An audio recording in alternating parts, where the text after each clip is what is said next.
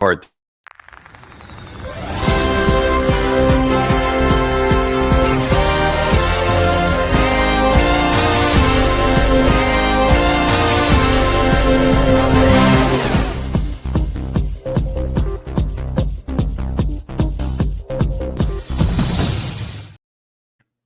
Welcome to this episode of Betraying Israel, Part 3. It is an expose on Donald Trump.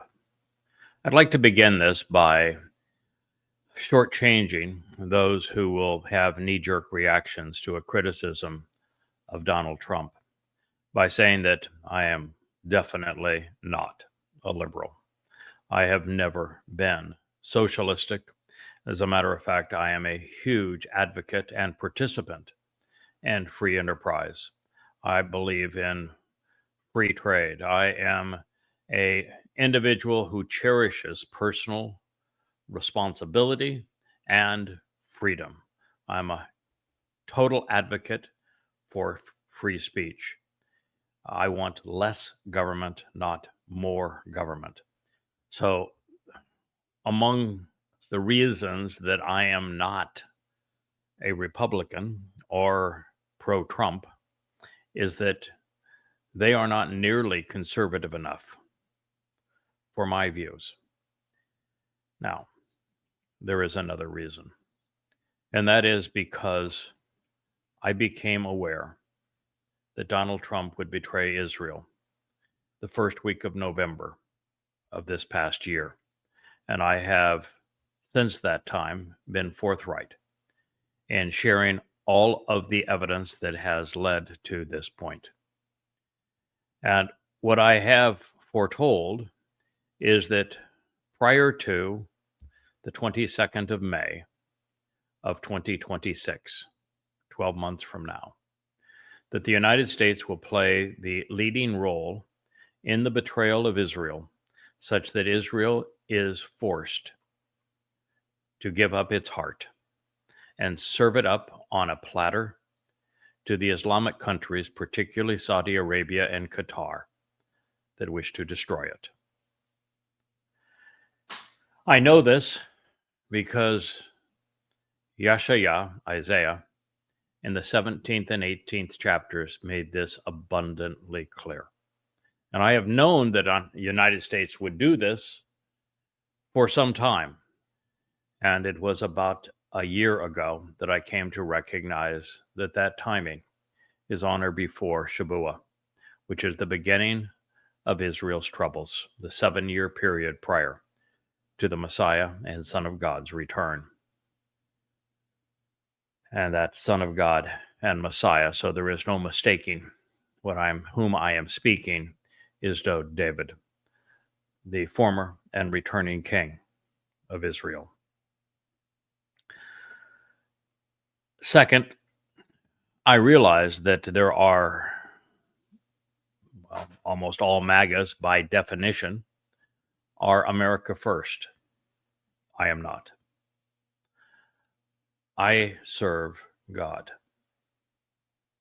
And therefore, since Yahweh puts Israel first, I put Israel first. And therefore, my primary bias is in favor of Israel. Those who threaten, abuse, or harass Israel are my foes. And so that is my agenda. Now, the thing that I want to avoid as we go into this is the myth that Trump is pro-Israel. Because I want you to know that all of his rhetoric that would create the impression of being pro-Israel is overwhelmingly offset by his actions. It's all a setup to confuse. Trump has already decided and already taken the bribes to undermine Israel, to betray Israel. And Israel will become infinitely more vulnerable than it is today to Islamic terrorism within the year.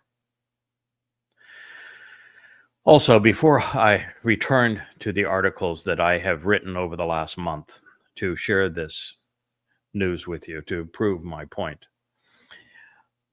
I would like to delve further into something that I hinted at in the first episode of Israel's betrayal. What I said was, I know how Trump is going to betray Israel. And I said I'd rather not speak of it at this point because I don't want to give anybody any ideas until such time as it is made public knowledge. The news releases yesterday out of Europe indicate that not only was I right, but that now I can share with you how this is going to happen since it has now been disclosed. Yesterday, the prime ministers of 3 countries, led by France and Macron, Starmer, in the UK, backing him up, and more quietly from Germany, there was the declaration that Israel has to end the war in Gaza and withdraw from Gaza and provide enormous amounts of food relief for the Muslims in Gaza that are devoted to killing them, or else Israel will be hit with international sanctions that are crippling to a country that does not float on oil.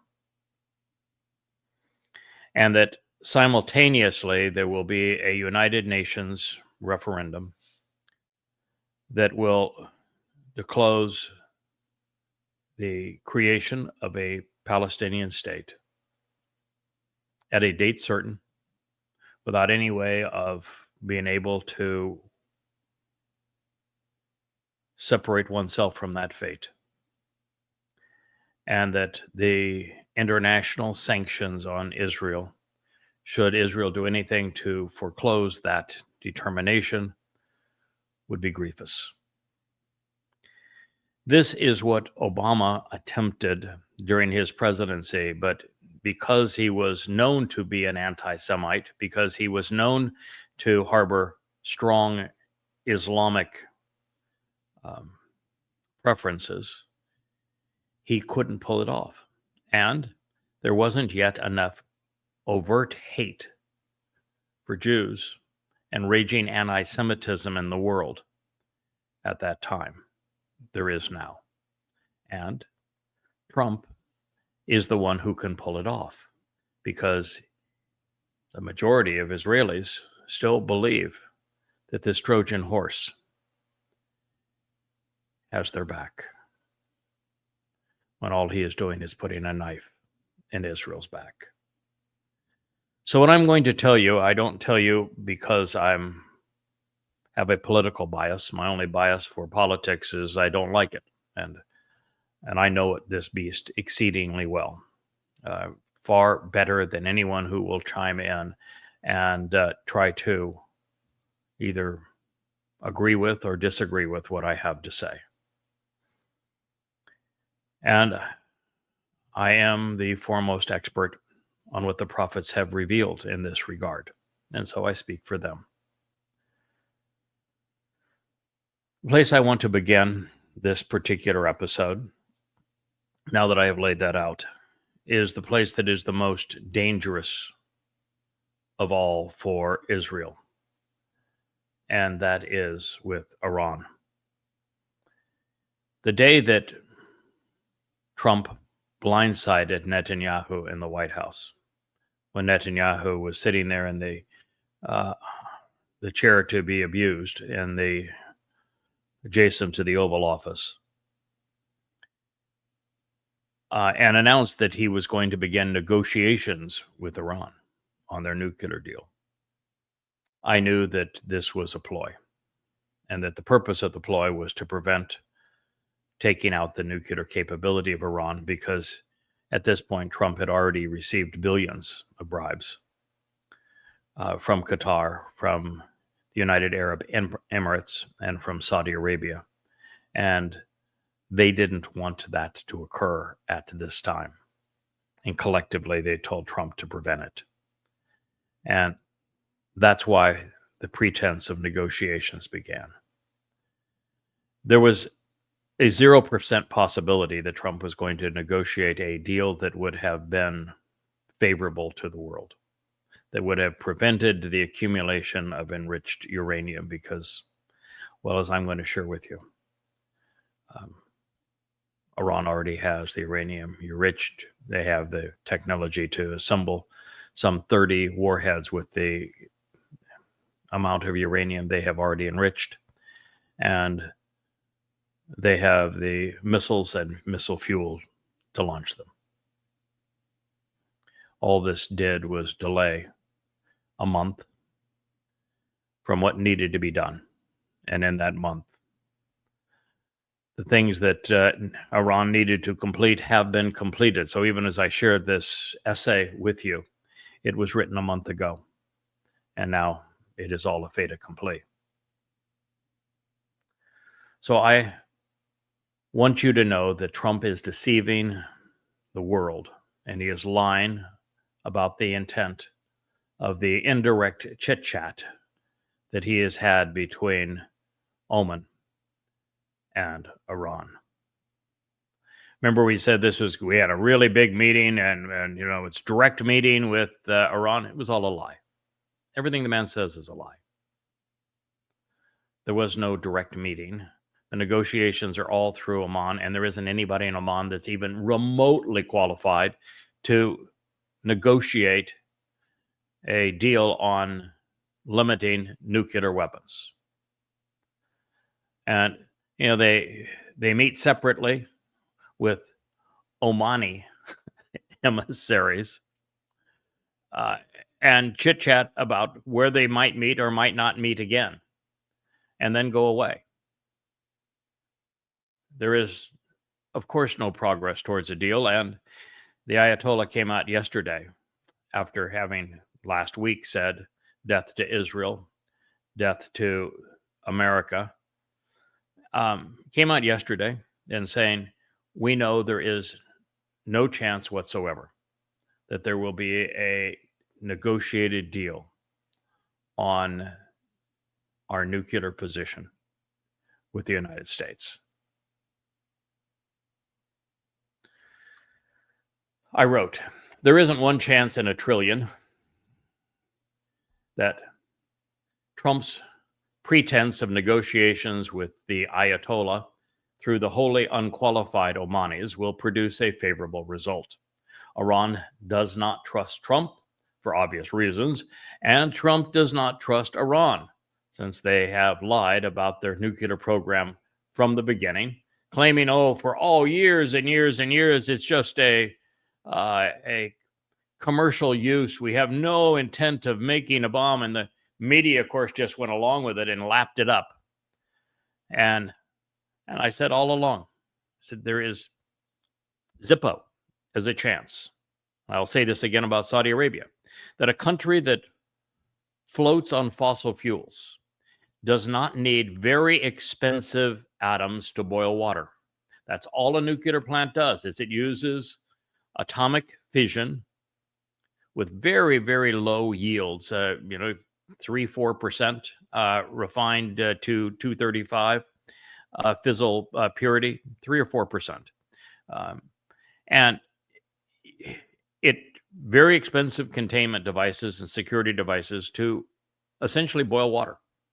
And the only advantage of it is if you don't float on a sea of gas or oil, atomic energy is cheaper. If you float on a sea of gas and oil and you actually discharge the gas by burning it because it's not as valuable as the oil, then you have no purpose whatsoever for a nuclear facility.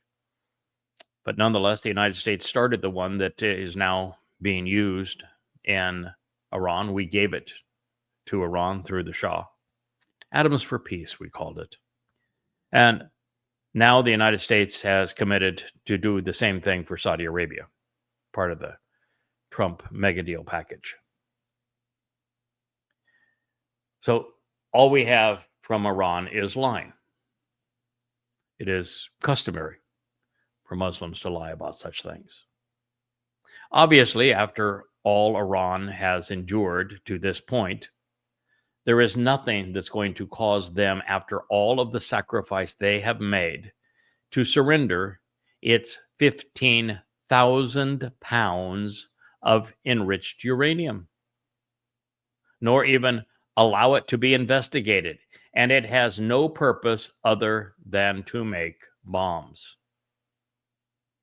They are not going to shut down or dismantle their centrifuges that they have purchased at great cost and have buried at even greater cost, even though they serve no purpose other than to make nuclear bombs.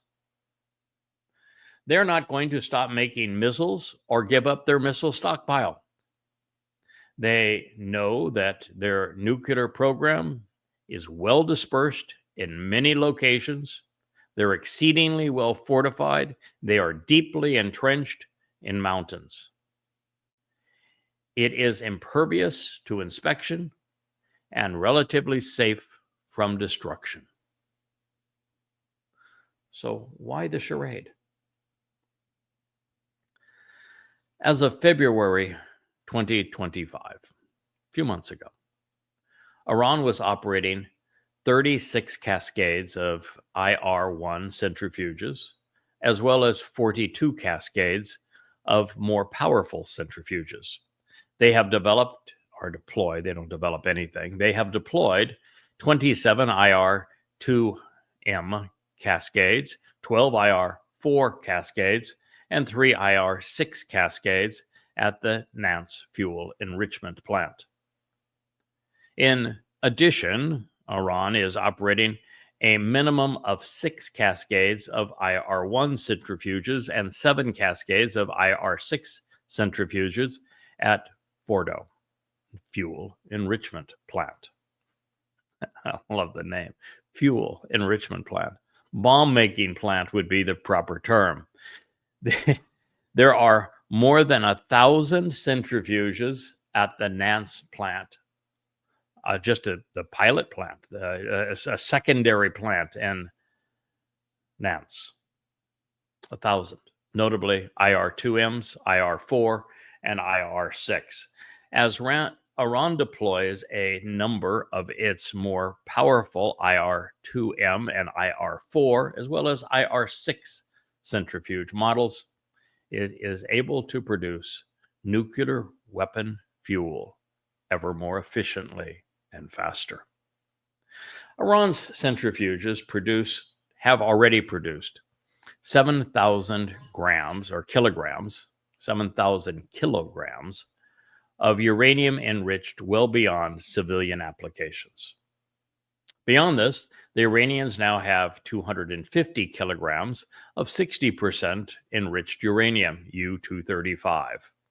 This means that in a week's time, and I wrote this article a month ago, in 1 week's time, Iran's existing centrifuges can enrich half of that material to 90% or higher in the isotope U-235 for implosion bombs, and all of this stockpile within 2 weeks.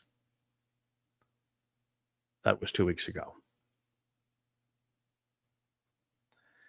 To accomplish this, Iran would rely on its centrifuges operating in production mode at either Nance or Fordo, and would transform its accumulated 250 kilogram stockpile of 60% enriched uranium to produce sufficient nuclear weapons fuel for 7 nuclear warheads in just 1 week's time, and 15 within 14 days, each considerably more powerful than the one deployed on Hiroshima, Japan. This analysis, however, assumes that Iran would use the 16 kilograms of highly enriched uranium metal with around 90% U-235 in the finished core of each nuclear weapon. This is the amount called for in a design for an implosion device that has circulated on the nuclear black market to which Iran has had access. Beyond these 15 massive nuclear bombs, Iran could use less material per warhead, assuming it would accept a slightly lower yield for each weapon. Just 7 to 8 kilograms of enriched uranium is required if Iran's weapon developers would be satisfied with an explosive yield slightly less than that of the bomb dropped on Hiroshima. In such a case, it's just 7 days to 15 nuclear warheads and 2 weeks to having an arsenal of 30 nuclear warheads. But there's an update to this. This article was written by Iran Watch, by its scientists in February. 3 weeks ago, I reported that there is now proof of an Iranian tritium factory. And while that's important is because tritium is the isotope that triggers a much larger nuclear explosion. I've written a whole article and posted it both on X and on Facebook about tritium. But tritium is something you make at the very last moment because it is a very short shelf life. And tritium is used to dramatically increase the yield from the same amount of nuclear 235 fuel, such that now they can have, with the tritium, since they have had a tritium factory right out in the open for at least 10 years, is they have enough tritium to turn those 30 nuclear bombs into massive city killers.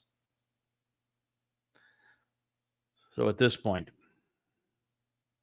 we must conclude that Iran already has the uranium-235 enriched to the 90% necessary. It's it's a week's time in its centrifuges to take its fuel from 60% uranium-235 to 90%. A week's time. For all of it, it's 2 weeks' time. And that was almost 3-4 weeks ago that Trump allowed this negotiation process to delay, to give Iran that cover. And in addition, they now have a tritium source. So you can count on the fact that Iran has 30 city-sized killers, nuclear bombs. It's already over. There's nothing to negotiate. As far as the rest of it, and oh, by the way, even Marco Rubio came out day before yesterday in a post saying that the Iranians are already at the point of having a bomb. And it's not a bomb. It's 30 of them.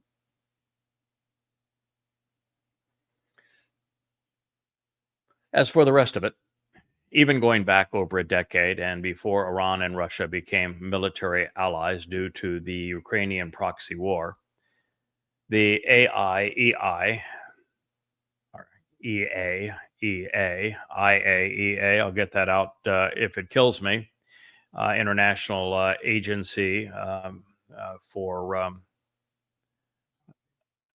pardon? Yeah, atomic energy. So energy atomic. So International Atomic. Oh, there's it. International Agency or International Atomic Energy Agency. Boy, there was too many vowels in that, but that is in fact it. IAEA, International Atomic Energy Agency, discovered and reported that Iran had developed the components necessary for a nuclear weapon, and that they had undertaken all of the related research and testing. Their investigations revealed that Iran had nearly done all of the following: had already done all of the following. There was no nearly in there. 1, computer modeling of implosion, compression, and nuclear yields. 2, high explosive simulating tests of a nuclear explosion using non-nuclear material in order to see whether the implosion device would work. What you do is you have a controlled implosion around your uranium-235 with a pocket of tritium in the middle of it, and it is the compression combined with the release of the tritium that causes the first atoms within uranium-235 to release the first atoms, and then more and more becomes a chain reaction. But you begin the process with a standard implosion that is spherical inward. So it takes some testing, it takes some know-how to do this, but that's how the bomb is made. They have constructed containment vessels at a military site in which to conduct high explosive tests. 4, they have conducted studies on detonation of explosive charges in order to ensure uniform compression in an implosion device, including at least one large-scale test. 5, they have received support from foreign experts in developing a detonation system suitable for nuclear weapons and a diagnostic system needed to monitor the detonation tests. 6, they have manufactured a neutron initiator, which placed at the core of an implosion device, and when compressed, generates neutrons to start the nuclear chain reaction, along with validation studies on the initiator design. 7, developed exploding bridge wire detonators, which are needed to initiate the implosive shock wave in fission weapons. 8, developed high voltage firing equipment that would enable detonation in the air above a target in the fashion of a nuclear bomb. 9, tested high voltage firing equipment to ensure that it would ignite the bomb over the long distance needed for a nuclear weapon. Number 10, they have developed a program to integrate a new spherical payload into Iran's Shahab-3 missiles, enabling the missile to accommodate the nuclear warhead. That is from the International Atomic Energy Administration Agency. Therefore, all talking does at this point is provide the time for Iran just to put all the little pieces together. Not only was Iran given the 2 weeks required and more to complete its enrichment between 15 and 30 warheads, and let's not kid ourselves, it will be 30 because they now have access to tritium that makes those 30 warheads more powerful than they actually require to completely destroy Israel. Once completed, bombing them becomes an unacceptable risk. For anyone aware of the history in this case and who is rational, they realize that there is only one potential way to preclude Iran from having a nuclear arsenal.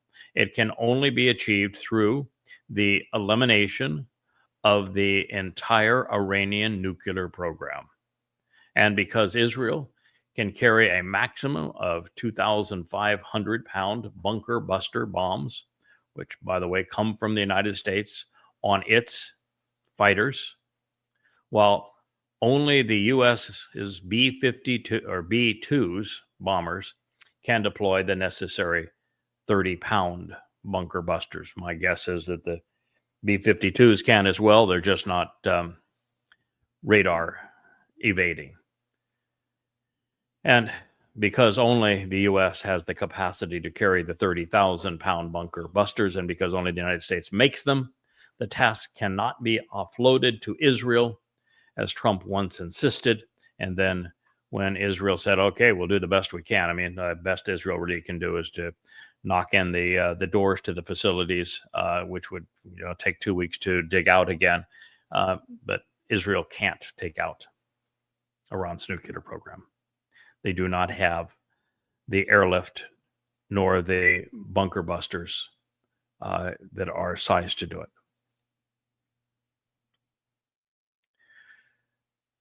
Further, when Trump backed out and said, we'll do it through Israel, this was before he announced he was going to have the pretense of negotiations. Israel just said, okay, we'll do the best we can. We'll try. And I don't blame Israel for wanting to try. But Trump then stopped Israel for trying, and not only stopped Israel from trying, but then lied about stopping Israel from trying, and then admitted, okay, yeah, I did. I made it impossible for them to do it. And then he released the story to the New York Times. That's how horrible Donald Trump is to Israel.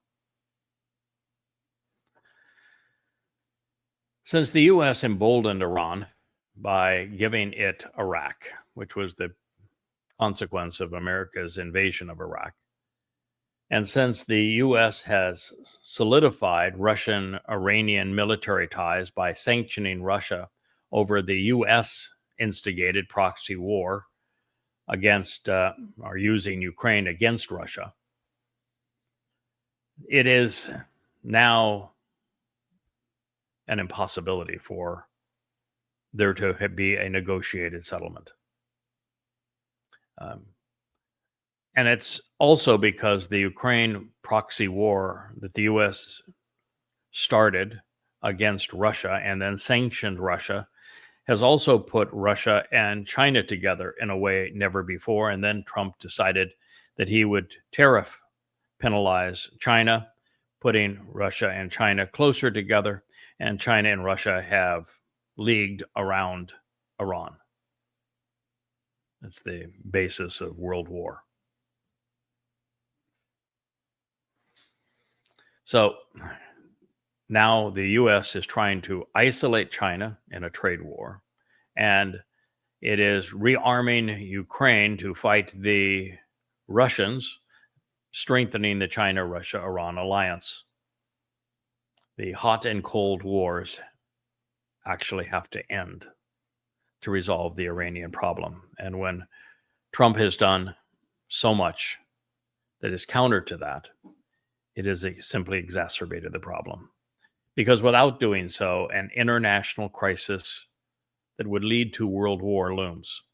And since Trump has grossly overstated the nature of this series of indirect talks, obviously in slow motion that happen every other week, sometimes for a couple of hours to discuss which coffee is going to be served at and what location to meet at next, there is no chance that there is going to be anything but a stymied position. And you should you be an Obamaite and believe that Iran can be trusted, here are some of Iran's breaches of the JCPOA deal made with them. July 2016, Iran began enriching uranium above 3.67 U-235 limit that was set by the Accord to a level up to 4.5% of U-235. You can't use uranium beyond 3.67% in any civilian use. In August 2019, Iran exceeded the cap of 300 kilograms of UF6 on its stockpile of low enriched uranium set by the Accord. In September 2019, Iran expanded its centrifuges and its research development beyond the limit set by the Accord, both in the number and the type of more powerful centrifuges in operation. A month later, November 2019, Iran resumed uranium enrichment at locations beyond those mandated by the Accord, including the Fordow plant and the Nance pilot plant. I mean, this was immediately after the deal was signed. This is, 6 years ago. And it was already being violated. This is obviously during the time before Trump won and during the Obama administration. So the Obama deal was being cheated on during the time of Obama being president. In January 2020, Iran stated that it would no longer limit the number of centrifuges in operation, which had been capped at 5,060 IR-1 centrifuges operating at the Nance fuel enrichment plant. July 2020, Iran announced plans to transfer more powerful IR-2M, IR-4, and IR-6 centrifuges from the Nance pilot plant to the Nance fuel enrichment plant. The accord limits Iran to the use of IR-1 centrifuges at low fuel enrichment only. November 2020, Iran installed IR-2M centrifuges and began installing IR-4 centrifuges at the Nance fuel enrichment plant and began uranium enrichment in a cascade of 174 IR-2M centrifuges at the Nance fuel plant. In January 2021, it began enriching uranium to the level of 20% U-235 at the Fordow plant, which and began in uranium enrichment in a second cascade of 174 IR-2M centrifuges at the Nance fuel plant. It began installing IR-6 centrifuges at the Fordow plant and uses a facility in Ifhastan to produce uranium metal, which the accord prohibits.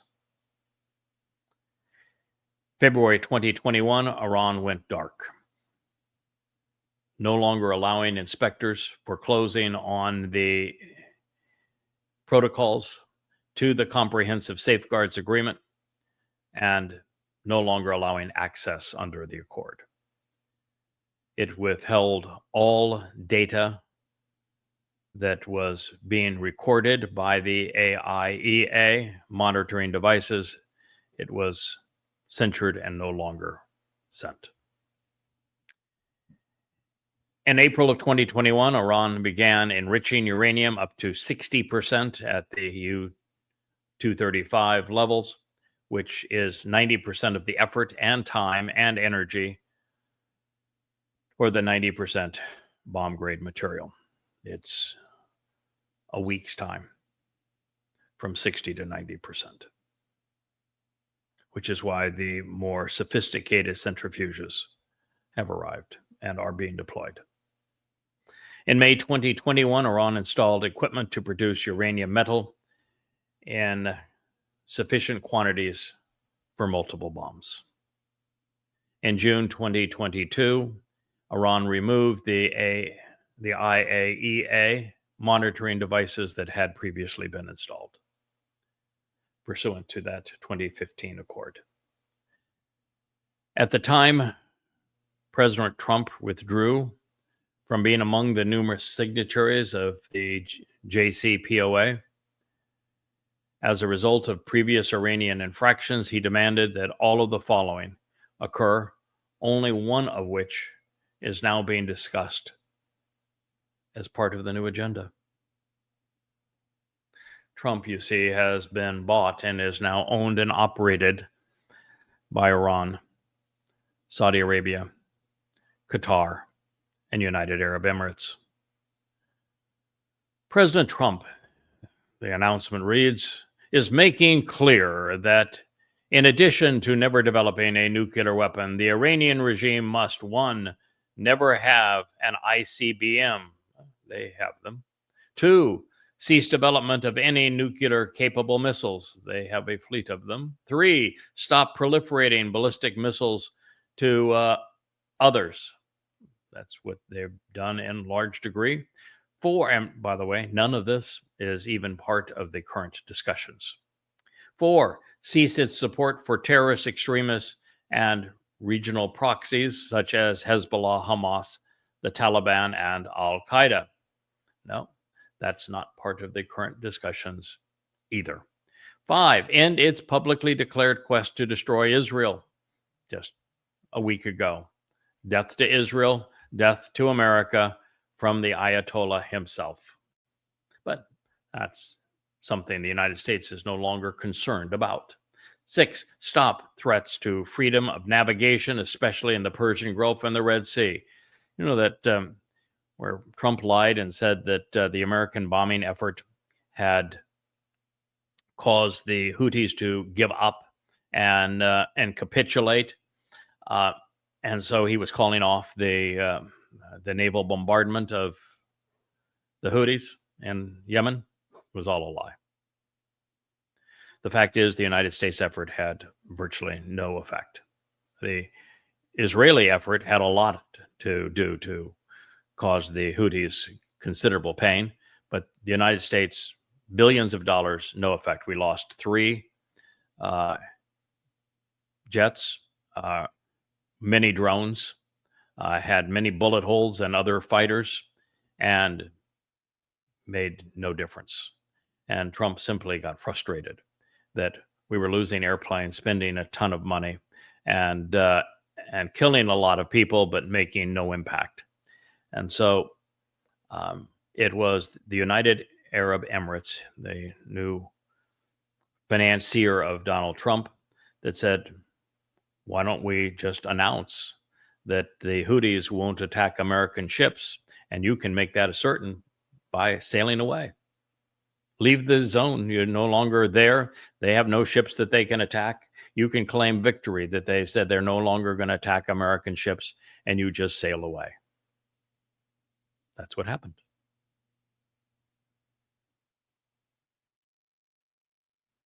America has a liar and a thief. 7, cease escalating the Yemen conflict and destabilizing the region by proliferating weapons to the Houthis. America gave up. Played for a month. We're out of here. End its cyber attacks against the United States and our allies, including Israel. That's no longer being discussed. 9, stop the grievous human rights abuses shown most recently in the regime's crackdown against the widespread protests by Iranian citizens. Not being discussed either. And 10, stop the unjust detention of foreigners, including United States citizens. None of that matters to him anymore. And you might want to say, so why doesn't that matter to you now? If that mattered to you in your first term, why doesn't it matter to you now?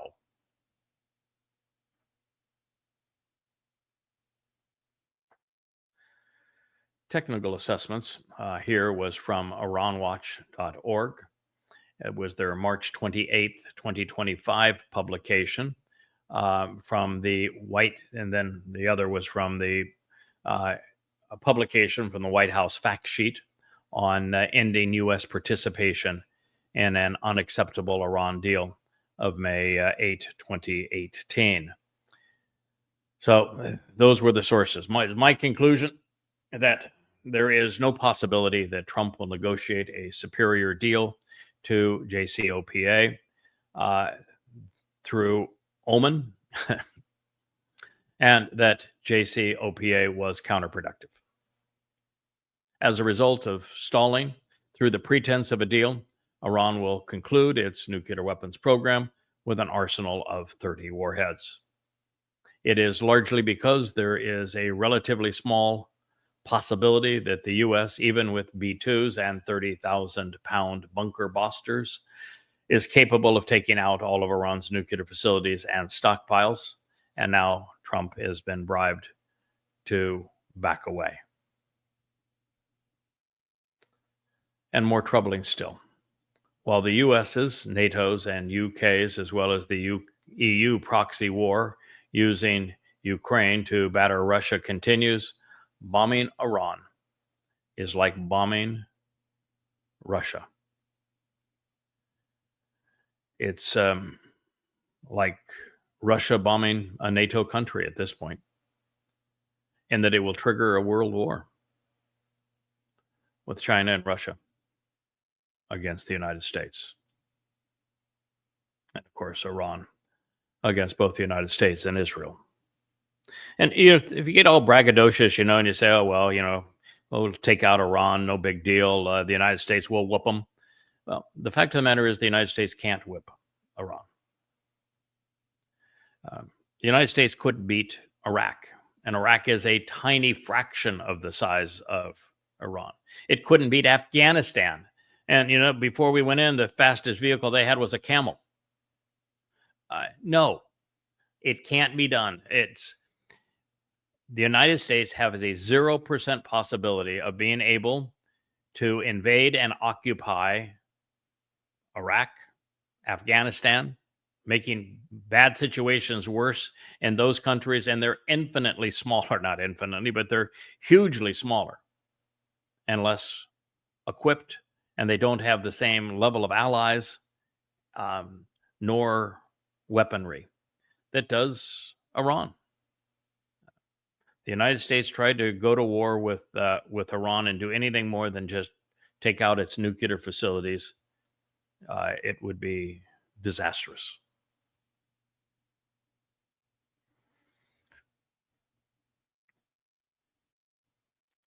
The whole result would be a trade war with China and a recipe for economic collapse for the world.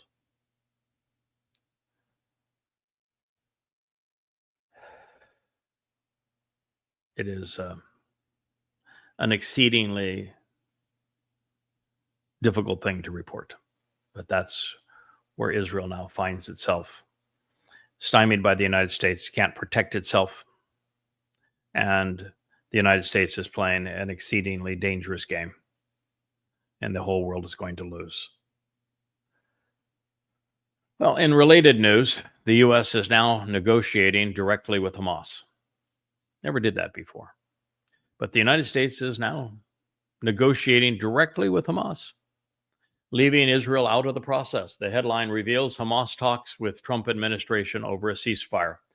This follows early reports from March that the President Donald Trump and his hostage envoy, Adam Boehler, said that U.S. meetings with Hamas on the release of hostages were very helpful for Hamas, of course, but not for the survival of Israel. Boehler said that he did not rule out additional encounters with the Palestinian terrorist group, and he emphasized that he was acting in U.S. interests, not Israeli interests. It's in the U.S. interest to negotiate directly with Hamas.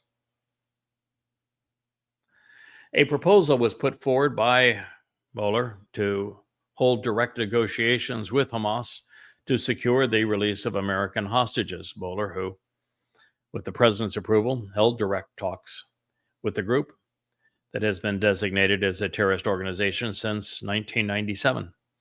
And the very fact that it was Qatar that negotiated the release of the American hostage, which tells you that it is Qatar that determines how those hostages are held. It is Qatar that paid Hamas the money necessary to perpetrate 10/7 and to hold those hostages. And it is Qatar that wields all influence over Hamas. And so all of the captives that have been held by Hamas, their abductions were funded by Qatar. Tahar al-Nono, a political advisor to Hamas, confirmed in March that the unprecedented talks with Washington were taking place with a major assist from Qatar. In my view, Trump's behavior is flagrant, deplorable, criminal, self-serving, and is likely impeachable. I would not care if not for the fact that Trump plans to give the heart of Israel to Saudi's crown prince as part of his deal of the millennia. Every action of President Trump reflects the will of those that are now pulling his strings. 1.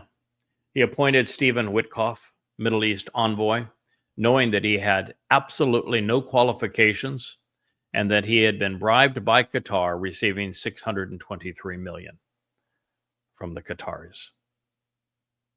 2. Immediately upon being put in that position, even before Trump took office, he forced Israel to capitulate to Qatar's and Hamas's terms on the previous ceasefire and the hostage exchange for Hamas terrorists, essentially putting Israel in a suicidal position. 3, he had offered the promise of building Saudi and Qatari-funded resorts in Gaza, which he said America would own.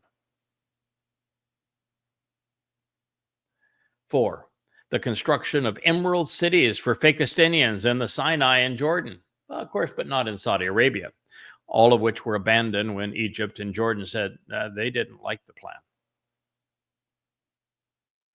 5, conducting a charade of a ceasefire negotiations to end the American-inspired Ukrainian proxy war against Russia, and of all places, Saudi Arabia.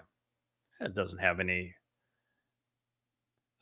influence over that situation, without even inviting Russian or Ukrainian representatives, all to enhance MBS's political status.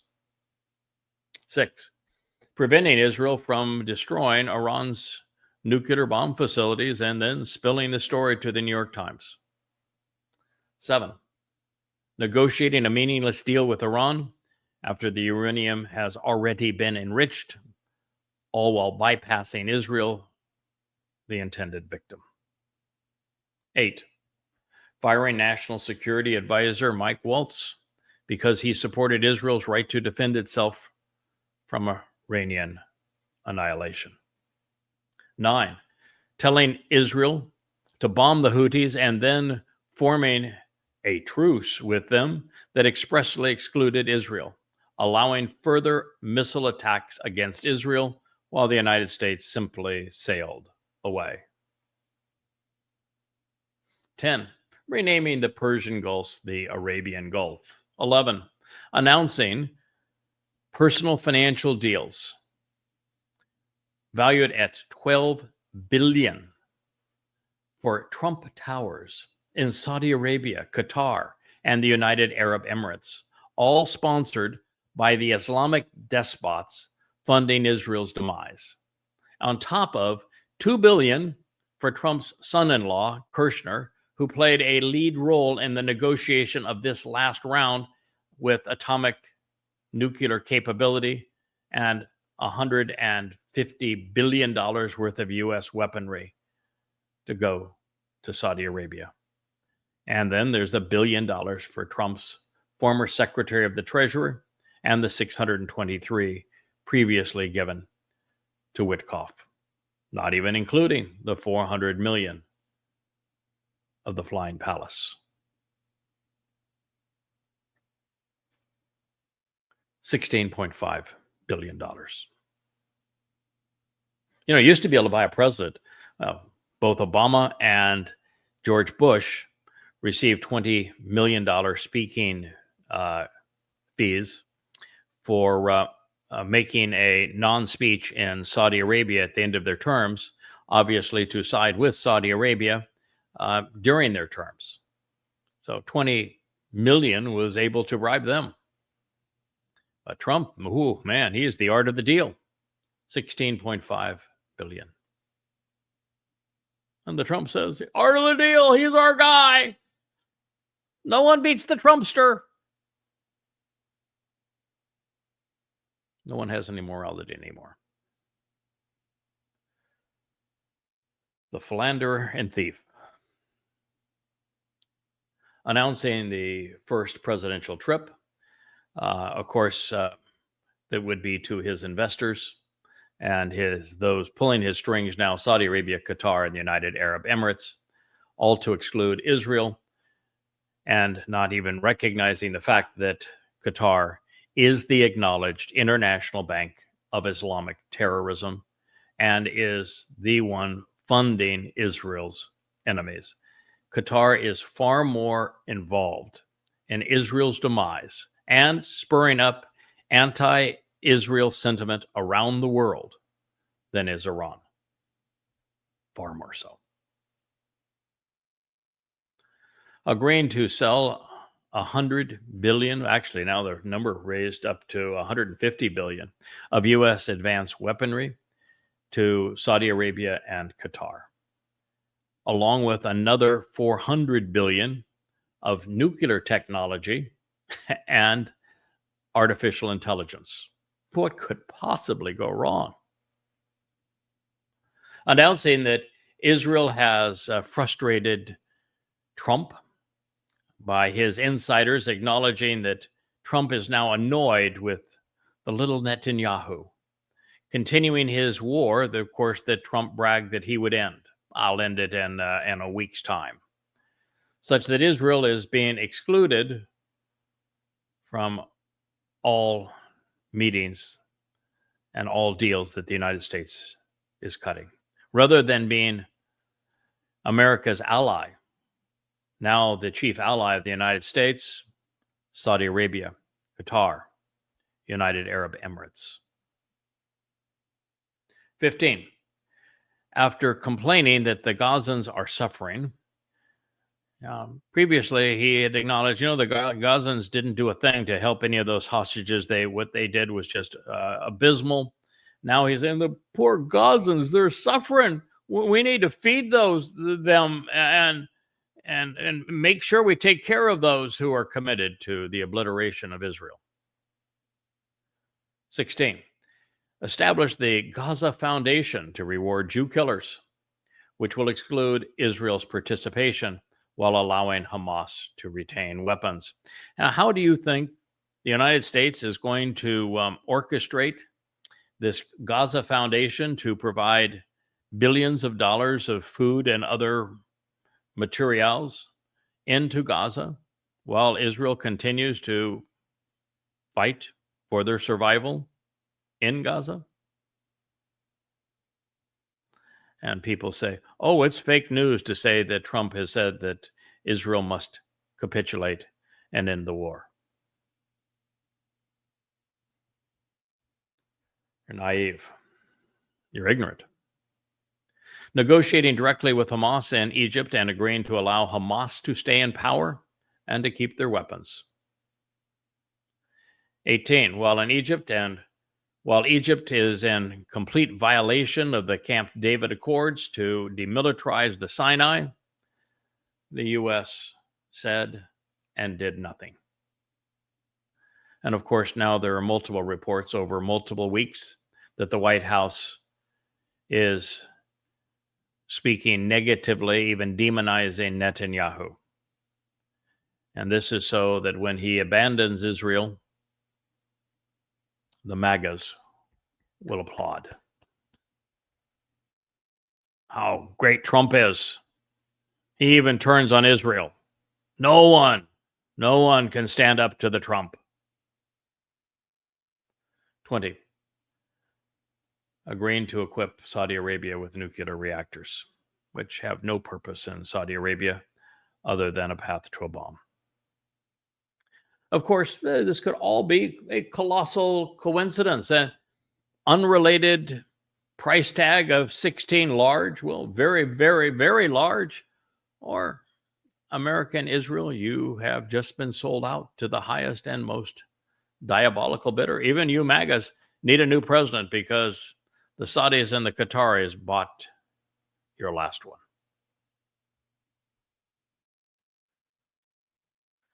And yet another announcement showing that Trump has abandoned Israel. Donald Trump has revealed that he is dropping the demand for Hamas disarmament and as a condition to a ceasefire. This is being reported throughout the Arab media that is being briefed by the participants in those negotiations with Hamas. According to the report, U.S. negotiators have conveyed this position during their recent conversations, both with the Egyptians and the Qatari mediators. The Trump administration officials reportedly signaled openness in talks with Egypt to delaying the issue of Hamas disarmament until after the ceasefire agreement is reached. An Egyptian source told Qatari-backed Al-Arabi Al-Jadid on Friday of last week. The source also said that U.S. officials believe that deporting thousands of Palestinian terrorists from Gaza is unrealistic due to concerns from potential host countries and a large number, between 3,000 and 5,000 people, being proposed by Israel. Moving all 2.2 million of them was not proposed by Israel, but indeed by Trump. So the journalist reporting this story got that all wrong. So according to the report, U.S. negotiators conveyed this position during recent conversations with both the Qatari and Egyptian mediators, but in their direct conversations with Hamas. And rather than insisting on the immediate disarmament, particularly of Hamas, the American side is reportedly open to addressing this issue at a later date.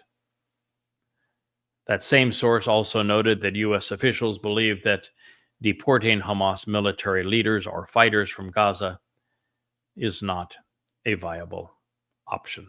In other words, Israel, leave Gaza, leave it to us. We're going to leave Hamas in power. They're going to continue to be armed. You lost the war.